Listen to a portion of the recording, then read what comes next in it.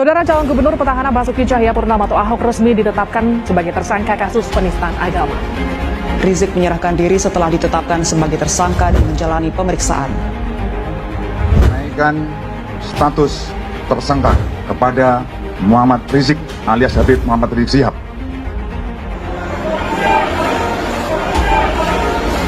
Allahu Akbar! Allahu Akbar! Ayo usir Ahok, ayo usir Ahok sekarang juga.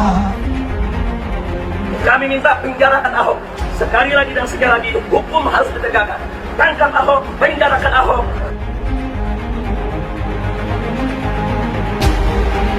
Berkaitan dengan persoalan yang terjadi saat ini, apa yang saya utarakan di Kepulauan Seribu bukan dimaksudkan untuk menafsirkan surat Al-Maidah 51, apalagi berniat menista agama Islam dan juga berniat untuk menghina para ulama. Saya sangat sedih, saya dituduh menista agama Islam, karena tuduhan itu sama saja dengan mengatakan saya menista orang tua angkat dan saudara-saudara angkat saya sendiri yang sangat saya sayangi dan juga sangat sayang pada saya. Ayo bunuh Ahok, ayo bunuh Ahok sekarang juga. Saya sampaikan kepada majelis hakim, terdakwa ini nggak kapok, nggak jerah. Karena itu kita minta kepada majelis hakim agar terdakwa ini segera ditahan. Kenapa? Berpotensi besar untuk melarikan diri. Itu nggak boleh kita lupa tuh. Berpotensi besar untuk melarikan diri.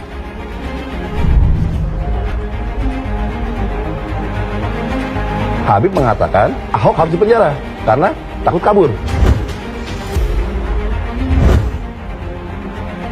Tapi kenapa Habib sendiri yang kabur?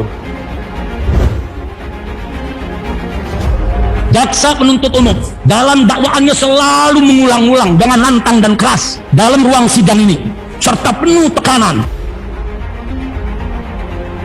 Menjadi kenyataan, Ahok dan Rizik bertukar nasib. Dan percayalah sebagai penutup, kalau Anda menjolimi saya, yang Anda lawan adalah Tuhan yang Maha Kuasa, Maha Esa. Dan saya akan buktikan satu persatu dipermalukan. Terima kasih. Seorang tokoh agama yang mengaku imam besar dengan kata-kata biadab, tidak beradab. Orang baik Pak Ahok, kenapa mesti dipenjara? Pengadilan yang selanjutnya, kalian bawa ini buat apa? Kalimat jangan pernah sekali-kali merendahkan orang lain memang benar. Apalagi kita tahu bahwa roda kehidupan pastilah berputar. Siapapun bisa berada di atas, namun ketika sang mempunyai kendali, memutuskan hal lain yang tadinya di atas, bisa sekejap berada di posisi paling rendah. Sudah terbukti, banyak orang yang awalnya dianggap rendah, mampu membuktikan bahwa dirinya lebih unggul dibandingkan orang yang menghinanya. Salah satu contohnya ialah Basuki Cahayapurnama atau Ahok yang dulu pernah dianggap hina oleh Muhammad Rizik Syihab. Tentulah kita masih ingat kasus yang paling heboh pada 2017 lalu, di mana Rizik berusaha mati-matian ingin memenjarakan Ahok karena menganggap Ahok telah menghina umat Islam di seluruh dunia. Tujuannya tetap sama. Aksi bela Islam pertama tujuannya tahan Ahok. Aksi bela Islam 2 tujuannya tahan Ahok. Aksi bela Islam 3 tujuannya tahan Ahok. Bahkan kami minta Ahok ini segera ditahan. Sekali lagi segera ditahan. Tolong catat baik-baik, sepanjang sejarah penegakan hukum di Indonesia tidak ada satupun tersangka dalam kaitannya dengan pasal 156A KUHP yang tidak ditahan. Tidak ada, semua ditahan. Bahkan secara terang-terangan, sosok imam besar itu mengancam hendak membawa ribuan massa Front Pembela Islam atau FPI mendatangi balai kota dan membunuh Ahok jika polisi tidak segera menangkapnya kala itu. Ayo bunuh Ahok, ayo bunuh Ahok sekarang juga. Bukan rahasia lagi, kita tahu bahwa ujung persoalan tersebut tidak lain adalah agar Ahok tidak menjadi gubernur DKI Jakarta. Bisa dibilang, Rizik kala itu secara terang-terangan memainkan isu sara dalam pilkada, termasuk para pendukungnya yang mengancam tidak akan menyolatkan jenazah umat Islam yang mendukung Ahok. Tapi manakala Anda masuk ke dalam TPS, Kemudian na'udzubillah min dzalik. Anda pilih orang kafir, berarti Anda telah menyerahkan urusan umat Islam ke tangan orang kafir. Maka bikin susah hidupnya, seretkan rezekinya, jangan berkahi nafkahnya, jangan sembuhkan penyakitnya. Kalau hari ini anak-anak muda kita menerima ungkapan lebih baik pemimpin kafir asal jujur daripada pemimpin muslim tapi korup. Kalau kalimat ini dibolehkan, kalau kalimat ini dibenarkan, besok perempuan-perempuan kita akan mengatakan lebih baik kawin dengan orang kafir asal setia daripada kawin dengan orang Islam tapi tidak setia. Saat itu, tekanan dari masa Rizik amat kuat, apalagi saat proses persidangan. Mereka seolah mengancam majelis hakim, jika memberi vonis yang ringan kepada Ahok, maka siap-siap terima resikonya. Sebagaimana kita ketahui juga, telah banyak berita yang beredar bahwa Laskar FPI terkenal suka membawa senjata tajam dan kerap bermain kekerasan.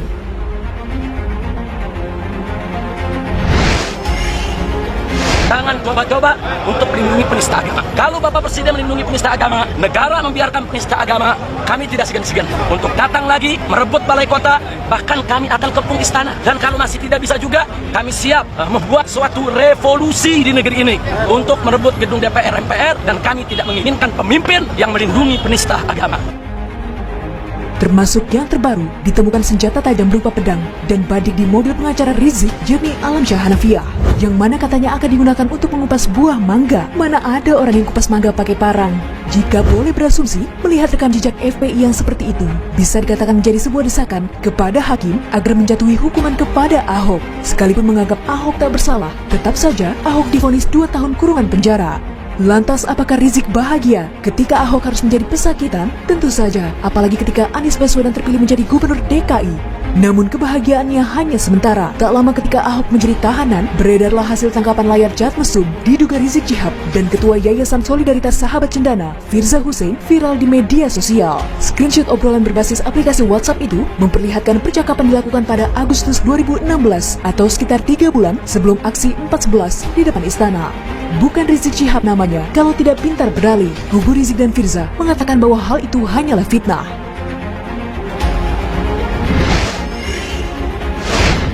Bahwa rekaman suara ataupun foto ataupun chat yang ada sama sekali beliau tidak bertanggung jawab dan tidak tahu menahu, bahkan beliau marah dan akan melakukan penuntutan terhadap yang melakukan rekayasa tersebut.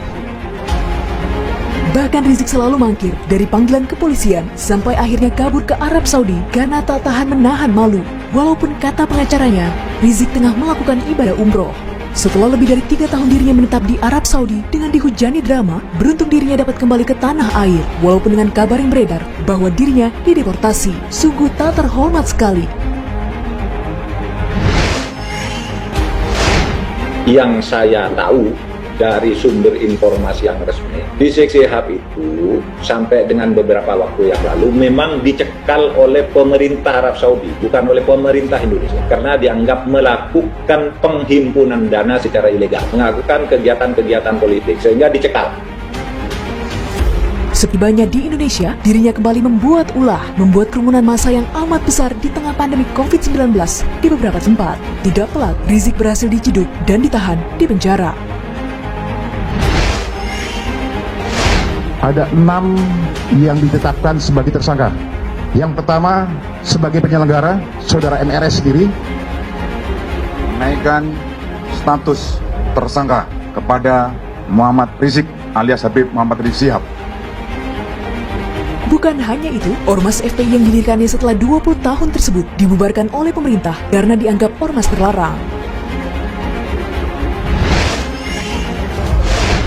Pemerintah melarang aktivitas FPI dan akan menghentikan setiap kegiatan yang dilakukan FPI karena FPI tidak lagi mempunyai legal standing, baik sebagai ormas maupun sebagai organisasi biasa.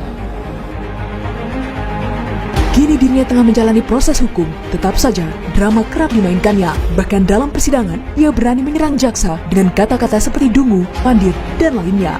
Tak terima, jaksa pun menceramahi Rizik yang menurutnya sangatlah tak pantas seorang tokoh agama memiliki sikap yang bertentangan dengan program revolusi akhlak miliknya.